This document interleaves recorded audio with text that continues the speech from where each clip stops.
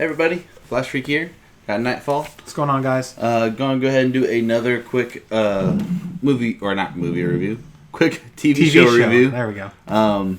This time we're covering one of Nightfall's favorites. Yeah. It's going to be Batman Beyond. Yeah. So got the complete series here, so...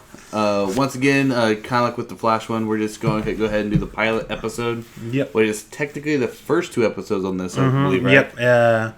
Kind of like how Flash was just one gigantic 2-hour special. To get the full Rebirth story for Batman Beyond, they split it into two 30-minute episodes, which... It's kind of funny that I say that because the episodes are called Rebirth Part 1 and Rebirth Part 2. Part I remember 2. that, yeah. But yeah, do you remember when was this made? Early 2000s? Early 2000s or maybe 99, but I think somewhere in the early 2000s. Is that a direct sequel to the animated series? Yes. I know it's done by the same creators. So. Yep, direct sequel. But yeah, so for anyone who hadn't really kind of seen Batman Beyond, pretty much it's like a future. It's a Batman. Futuristic Batman. Yeah, because like kind of a spoiler alert, I guess, but Bruce Wayne's not Batman. A different person is Batman. So, and Batman or Bruce Wayne kind of takes more like the Alfred role. So. Yep.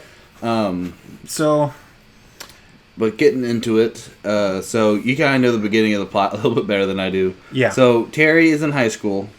Well, we don't even start with Terry. Yeah. When the episode starts, we start out the episode with a young girl who is tied up inside a warehouse. Oh yeah, that's right. I forgot about the whole entire scene. And she's being held captive for ransom. For ransom, and they kind of talk about that on the TV. On the TV, the thugs are watching TV, listening to the Gotham news channel and about her being kidnapped. She's like, "Hey, you're on TV." Yeah, and the one guy's like, "Hey, you're on TV," and she kind of looks down. Well, then it pans out, and we see a black shadow on top of the roof. Of course, it's Batman. Yeah. Wearing this actual Batsuit, which we'll talk about this later. But he's like super ripped compared to that one. But he's super ripped. Like it does no justice seeing this, and we'll explain that later. So basically, Batman goes in. He's inside. They figure out that they have all the money that they need. The thugs do. So they turn to the girl. The one leader says, "Well, we've got all we need. Just take her out." One guy walks up to her, points the gun at her, looks up. Batman comes down, kicks him. A fight ensues. Now, during this fight, Batman takes them all down except one. He manages to go over to the girl, thinking that he's knocked them all out. Goes over to the girl, starts to untie her. She tries to warn him. He turns around. One of the thugs has a wrench, like a big wrench, and smacks him in the head. Batman falls back, gets up, runs back over, tries to take him out, but his heart starts to like give out, and you see that through his eyes, like you can hear his heartbeat. And long story short, his chest and everything. Yeah. Long story short, he's in pretty bad shape, and one of the thugs dropped a gun, and when the guy's about to do his killing blow on Bruce Wayne, Batman grabs the gun and points it at him. Which is something he said he'd never do. He'd never use a gun. Yeah. And obviously, this is a big thing for him because, like I said, he's never going to use it. Yeah. And he's almost used it. So I remember the thug just ends up running out and gets caught by the cops. So. Yep. Batman walks out, which uncharacteristically, he walks out and just like pulls his mask. Right in front of the witness. Right in front of the witness is still tied up there. But we then cut to the Batcave. You forgot your scene. Doesn't he say never again there, or is it later? That's where I'm going. Okay. Yeah, we cut to the Batcave, and he's in the Batcave, putting the new Batman Beyond cowl back in the case where, if you ever watched the original series, he's got the case with, like, Batman, Robin, Batgirl, Nightwing. Yeah. And then on the end, the fifth one would be... Yeah. And then at the very end is the Batman Beyond one. Well, he puts the Batman Beyond cowl back up there, and kind of, shuts it and lovingly puts his hand on it like, he's sending it off. Walks up the stairs to, like, head up into Wayne Manor proper. And he says, "Never again." Never again. Starts shutting everything down.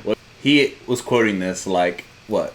I quoted the entire episode. I could have quoted the entire episode. So, but yeah, then we skip to Terry's point of view. And I love the way they introduce him. They don't ever really tell you his name at first, starts out on a subway, and all these people are, watching the news, and it shows him sitting there, and this kid comes in dressed up like a Joker and like a clown. Yeah. Walks up to the TV, sprays it with some spray paint. He kind of looks more like a Harley. He looks more like Harley Quinn, like his costume. But he basically spray paints the TV, says, haha, thank you very much. Well, he notices one girl kind of smiles, but she does it so he doesn't get mad at everybody. Well, he goes over there and he's like, well, I gave you a joke. I give you funny. You give me money. And she's like, I'm not going to pay you. Well, he ends up taking the purse for himself. And then Terry steps in like the hero he is. Yeah, Terry McGinnis, our protagonist, steps in, knocks the guy out, basically, knocks him back against the TV. The guy ends up leaving. That kind of introduces you to there's a gang around town, and they just call them the Jokers. Yeah. Pretty cool. I loved that about it. I loved how, you had the old Gotham, the old villains becoming gangs, and that was cool. We then cut to, I think it's to Terry's school, and he's in school and he's wrestling, and he gets in a fight with one of the other kids. I don't remember what he. I think he spits in him. Yeah, he spits at him. He spits in his mouth, and Terry gets mad and punches him. That guy's name was Duke, I think. No, it wasn't Duke. I don't remember. Okay. Anyway, Terry gets sent home. He's not important. Yeah. Terry gets sent home, gets grounded by his dad. He lives with his dad. His parents are separated. Before he gets sent home, though, we get cut to his dad's point of view. His dad works for Wayne Powers, which Thomas. I think it's Thomas Powers. I can't remember. Yeah, I was going to ask. Or no, is it Thomas or Henry? Maybe it's Thomas. I can't remember. It's something Powers. His last name is Powers. He took over Bruce Wayne's company. He bought an investing share in it.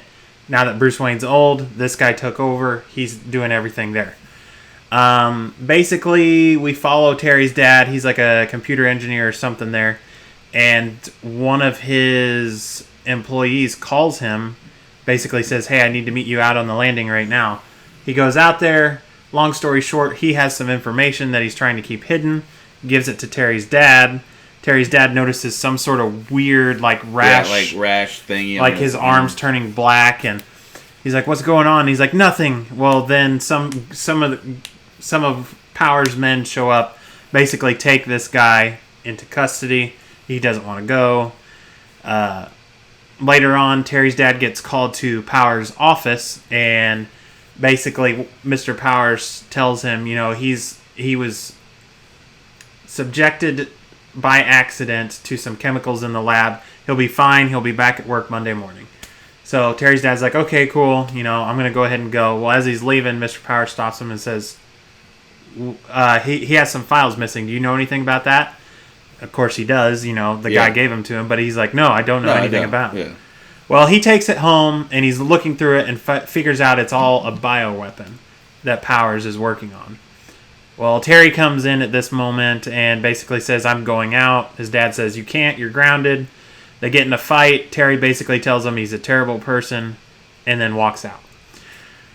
So while that's going on, when Terry leaves, the same security guard that took the guy that had the rash shows up at his dad's place. We don't know what's going to happen. We just know that he's there. Yeah. Well, then we cut to Terry at a nightclub with his girlfriend Dana. He's getting ready to go into a dance club, and then the Jokers show back up. And there's there's 9 or 10 of them. Yeah, there's quite a few of them. It was a really cool fight scene. Yeah. It is a really cool fight scene. Pretty much, Terry stands up for his girlfriend and for the people there. They all get into a fight, and then they end up chasing Terry all the way to a random manor in the middle of nowhere. Ends up being Wayne Manor. Yeah. And old Bruce Wayne's out there telling him, "Hey, you guys are trespassing. You can't be here." Mm-hmm. I loved the part where the Joker walked. The gang leader of the Jokers walks up and grabs him. He's actually dressed up as a Joker and grabs Bruce Wayne, and he goes, "Don't you know who we are, old man?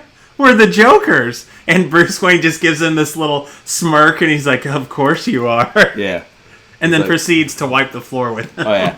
So pretty much, Bruce starts it fighting.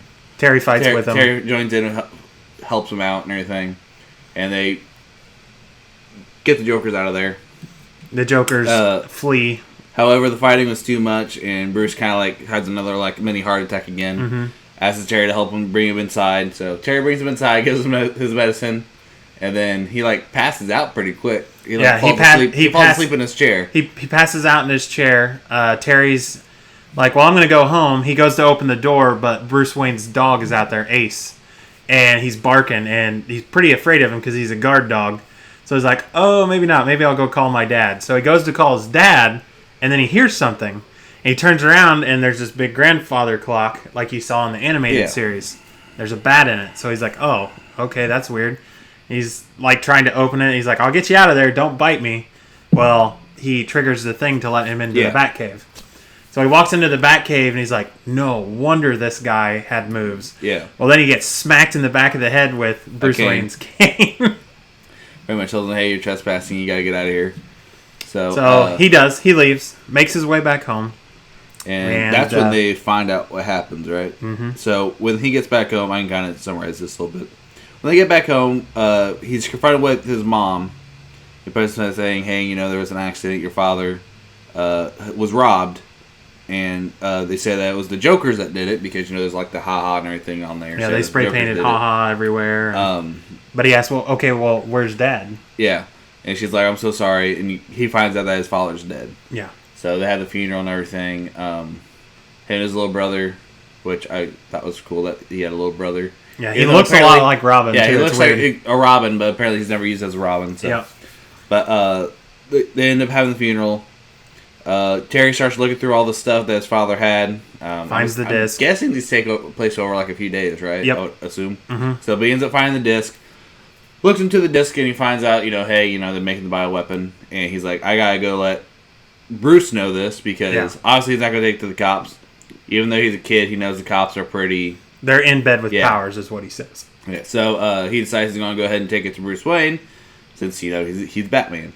I'm guessing they had the house bugged because the villains end up knowing that he has it, yeah. So because they showed him like on camera, so I'm guessing they probably had the house bugged. So he goes to Wayne Manor, basically says, "Hey, something stinks in your company. It cost my old man his life. Help me out." Yeah. And Bruce doesn't respond. He's like, "Well, you're no Batman. You're just an old fraud." So he turns to walk away. Well, then Wayne Manor gates open, and Bruce Wayne's waiting for him. That's the end of the first episode. Yeah. Jumping into the second episode, Bruce does go ahead and admit that, this is a bioweapon. He's used my company for evil pretty much. And tells him to take it to Barbara Gordon. Yeah, he Barbara. says, Batman's no longer a thing. Take it to Barbara. Tell her I sent you. She'll, And I think he gives him another, like, stink eye. Pretty much tells him, like, you're no Batman or whatever. Yeah. And ends up going to go see Barbara. Gets stopped by Powers. Powers and his henchman. What's his henchman's name? Mr. Fix. Mr. Fix. So, you find out, I don't know if it's here, it's heavily implied here, I guess, but I find out that Mr. Fix actually killed his dad. And it is true. Not the Jokers. So, and then spray painted all that to make it look like the Jokers. Yeah. So, but anyways, they stop with the limo and try to let them know, like, hey, why don't you go ahead and get in, and Terry's like, pretty much said no. My dad said not to get into cars with strangers, and Powers just straight up was like, well, your dad's no longer here, so yeah, your dad's not around anymore. So you can tell obviously he doesn't care. Yeah. But Terry ends up throwing the disc up in the air, takes off running, gets away, goes and steals something.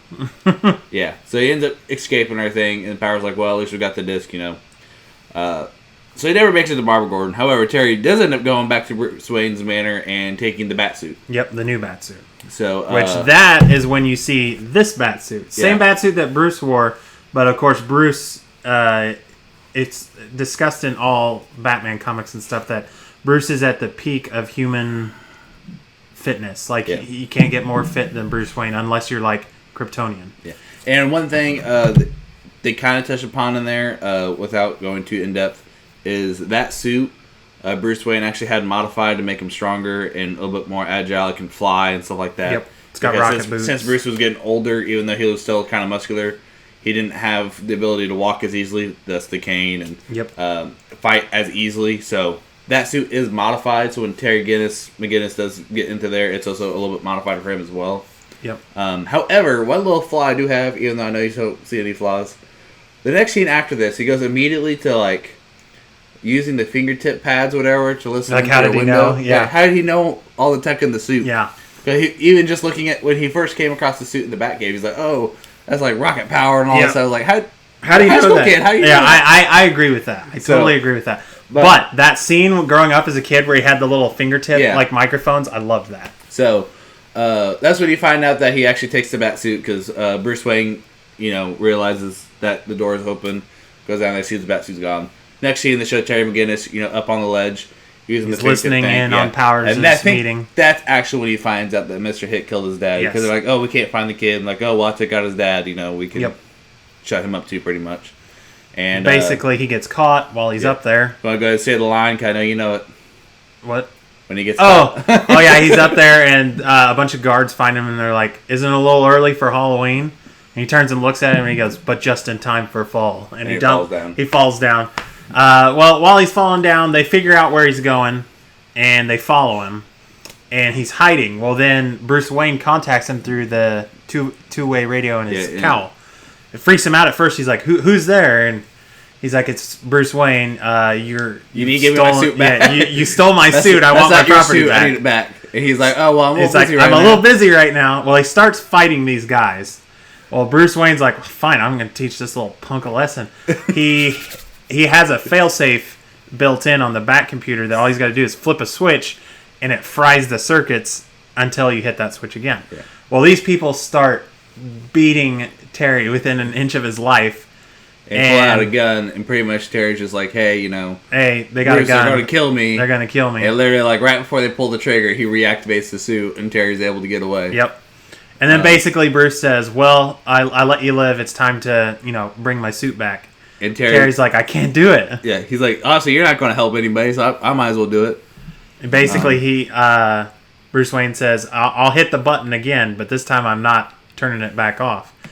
And Terry says, I read up on you, Mr. Wayne. He's like, I know what happened to your parents, and I want to make sure that doesn't happen to your parents, people's parents like your parent and my parent. Yeah. And he pretty much told him, he's like, this is my one chance to stop the person who this is my one chance. So kind of pulling at the heartstrings a little bit there. So obviously Bruce says, okay, well, I'm going to help you. They go ahead and go ahead with it after that. Mm-hmm. And pretty much asks Bruce, like, hey, do you know where the hover pads? Hover pads. Yeah. So hover transports. So pretty much you find out through the meeting, we didn't really touch upon it, but when he was doing the meeting, or listening in on the meeting. He's giving away the biochemical. They find out that the biochemical was sold to some overseas. Yeah, some overseeing, like, person. Yeah. And they're going to be transporting it all tonight through hover pad. So he's pretty much going to go there and try to stop that. So Bruce Wayne lets him know where that is. He goes there, fights. While he's doing the fighting, Mr. Powers is shooting at him with a gun. Telling his henchmen to go ahead and take care of it. Yeah. Yeah, told Mr. Fix, get the rest of the shipment on and head down there. We got to make this shipment. Yeah. Well, at one point, Terry doesn't know what's in those canisters. Well, he picks one up and he throws it at Powers, and Powers sees it coming but doesn't know what it is, so he shoots it. Well, he gets the gas all over himself. Yeah. So now he's infected with what he's already infected this other guy with. They described this saying they showed it in the meeting. Yeah, in the meeting they showed it where like it disintegrate plants in a few minutes. They didn't show it, but they heavily implied that it will disintegrate animals and humans after a while. So they showed a picture of Terry McGinnis' dad, his co-worker that had the rash. How it would get blacker and blacker, and this after like a day, it would just disintegrate. It was three days. Yeah. Within 3 days, he had disintegrated. So, and the guy asked you like, is there any way to prevent that? And Powers has pretty much just said, unless there's like extreme heat or radiation, there's no way to fix counteract it. So hit with this, asking for help. No one wants to help him. All his henchmen run away. So he's injected this poison now. He starts seeing the black spots and everything. We then cut to Terry in the Batsuit fighting Mr. Fix on the ship. He's fighting him. Mr. Fix is getting the upper hand. Basically tells him, "You're pretty good for some punk who thinks he's Batman." And Terry, of course, says the epic like, "I am Batman," and proceeds to whoop his butt. Knocks him out for like a couple seconds. Flies up and out of the ship. Mr. Fix wakes up. The ship crashes into the sea. All the canisters come down on Mr. Fix. And that's the last we see of him. Yeah, he pretty much drowns. We assume, anyways. Although, did he have like electrical gloves? Shouldn't those things like shock him? You would think. But then we cut to Terry waking up in his house with the bat suit underneath his bed, and his mom wakes him up and says, "Terry, hey, get up, get up, get dressed. We got a guest." And he's like, "Okay." Well, he walks out, or he says, "Who is it?" And she goes, "Oh, it's Mr. Bruce Wayne. He's here to speak to you." And he's like, "Oh, okay." Obviously he's thinking, "Oh gosh, I'm in trouble." He walks out and his mom's, talking to Bruce Wayne. "Oh, we don't have any creamer. I hope milk's okay." He's like, "Oh, I actually prefer it." Basically, he lies. Bruce Wayne lies to Terry's mother and says, "Oh, well, this man saved my life. Saved me from a bunch of jokers." And I tried to, give him money or whatever. He turned it down. He turned it down. So he basically says, "Oh, I need I'm here to offer you a job. I need an assistant. Mostly a gopher. Go for this. Go for that." Yeah. Pretty much implying to him, like, even though since I'm old, I need help around, the men. I need you to go get this, go do that. Yeah. I need a assistance. Yeah. Kind of thing. Basically, Terry's like, "Yeah, I think I can do that." And very well, Mr. McGinnis. Yeah. Welcome and so they to shake my on world. it. He pretty much said, "Welcome to my world." He also said, "What? I'm a hard taskmaster." Hard taskmaster. That's what it is. Yep. That's the end of the episode there. So that's pretty much setting up the rest of the series. Yep. There was 3 seasons of this, I believe, right? 3 seasons, yes. So and then to finish the story, you have to finish the story. I think it was Justice League Unlimited. Okay, so I didn't really watch a lot of Batman Beyond. I watched a little bit of pieces here and there. My main show from back then was Static Shock, and I actually had to show him. There was a crossover episode where Static that was really cool Batman too. Beyond kind of met up, so I knew a little bit of Batman Beyond. I mean, I watched it whenever it was on TV, but I don't have it memorized like Nightfall. Yeah. So, which I do. But after watching it again, I do like it a lot. I do think it was a pretty fresh take, and I've kind of looked into a little bit of the background of the series. So pretty much, the reason why they made the series in general is because they were doing the Batman animated series, and the network decided that they wanted a younger hero to kind of connect with the teens and young adults more. And that's what they said. But they actually one caveat they wanted to kill Bruce Wayne, and Bruce Timm, the director, said, "I slammed my fist on the table and said, I will never kill off Bruce Wayne." So they kind of compromised by making him, fairly old. older. Couldn't do much. Couldn't do much, and that way he still is alive and kind of takes like the Alfred role for Bruce. Yeah, but I think it's a nice unique take. It's one time that you get to see somebody other than Bruce Wayne or even Dick Grayson take over as Batman. So it's a nice, cool little take. And they actually made comics and stuff based off this universe too. Oh yeah, there's a ton of comics. Yeah, that's what I thought. So comics, and then they had a really great movie called Batman Beyond: Return of the Joker. Now, do you know? Did they ever actually establish what Earth this takes place in the multiverse? No, not really. I mean, it does take place in the future of the animated series. They have said that, but I don't know what future. I'm gonna have to look into that. I don't know. If I find the answer, I'll put it. Because there's several future stories. You got the Dark Knight by Frank Miller. That's a possible future story. Oh, yeah, that's way in the future. Yeah. Yeah. Well, no, I guess this is even more in the future. What am I talking about? This is way farther. So it just kind of depends. But well, heck, I guess.